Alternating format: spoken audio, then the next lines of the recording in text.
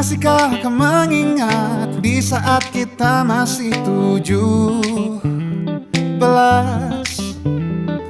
Waktu di mana tanggal-tanggal merah terasa sungguh meriah. We are excited to share that the MBA Gajah Mada University Social Project has been successfully conducted. In this project, we educated 4th grade students at SDN Sendangadi 02, Sleman, Yogyakarta, about waste sorting and introduced them to making eco-friendly Ecoprint Bags.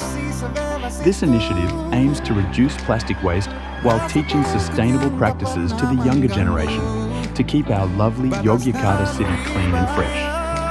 Let's keep our environment clean and green, with small step at a time.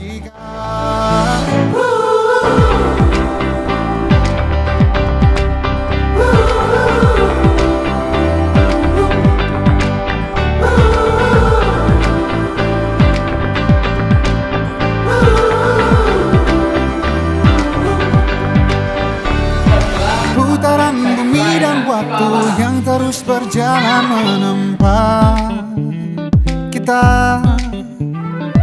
Walau kini kita terpisah, namun jiwaku tetap di sana. Oh.